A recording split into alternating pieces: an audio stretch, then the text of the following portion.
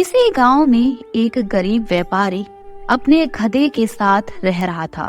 व्यापारी का घर बाजार से कुछ दूरी पर ही था। वह रोज गधे की पीठ पर सामान की बोरियां रखकर बाजार जाया करता था। व्यापारी बहुत अच्छा और दयालु इंसान था। अपने गधे का अच्छी तरह ध्यान रखता था। गधा भी अपने मालिक से बहुत प्यार करता था, लेकिन गधे की एक समस्या थी कि वह बहुत आलसी था।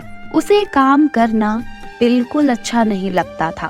उसे सिर्फ खाना और आराम करना पसंद था। एक दिन व्यापारी को पता चला कि बाजार में नमक की बहुत मांग है।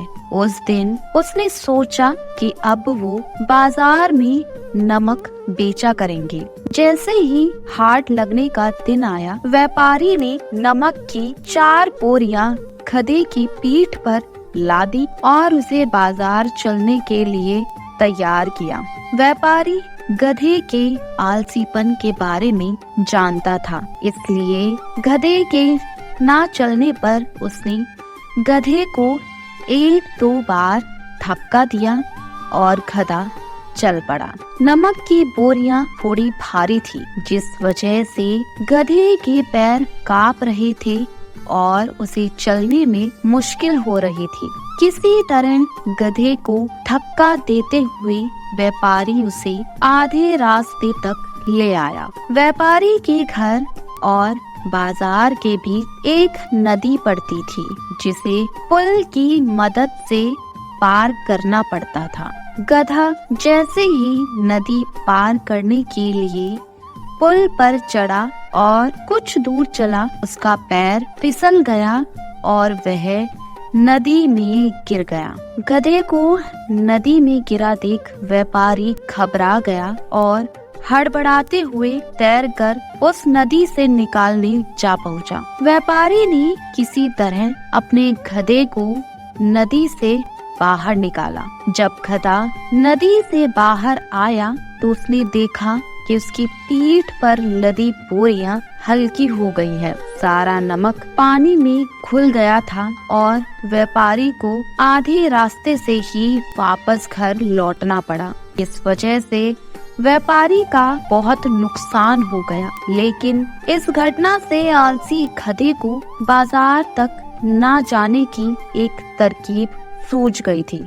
अगले दिन बाजार जाते समय जब पुल आया तो गधा जानबूझकर नदी में गिर गया और उसकी पीठ पर टंगी बोरियों में रखा सारा नमक पानी में घुल गया। व्यापारी को फिर से आधे रास्ते से ही घर लौटना पड़ा।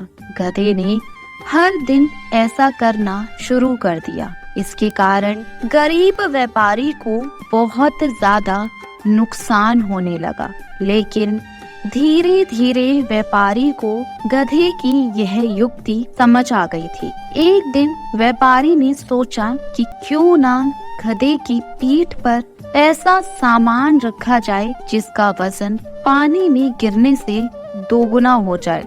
यह सोच व्यापारी ने गधे की पीठ पर रुई से भरी बोरियां बांध दी और उसे लेकर बाजार की ओर चल पड़ा। जैसे ही पुल आया, गधा रोज की तरह नदी में गिर गया, लेकिन आज उसकी पीठ पर लदा वजन कम नहीं हुआ बल्कि और बढ़ गया। गधा इस बात को समझ नहीं पाया। ऐसा अगले 2 से 3 दिन तक होता रहा। व्यापारी गधे की पीठ पर रुई से भरी बोरी बांध देता और पानी में गिरते ही उसका वजन दोगुना हो जाता। आखिरकार गधे ने हार मान ली। गधे को अब सबक मिल चुका था। चौथे दिन जब व्यापारी और गधा बाजार के लिए निकले तो गधे ने चुपचाप पुल पार कर लिया।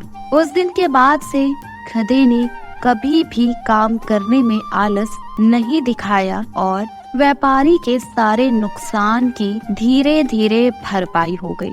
बच्चों, आलसी गधे की कहानी से हमें यह सीख मिलती है कि अपने कर्तव्य का पालन करने में कभी भी आलस नहीं करना चाहिए। साथ ही व्यापारी की तरह सही समझ और सूझबूझ से किसी भी काम को आसानी से किया जा सकता है।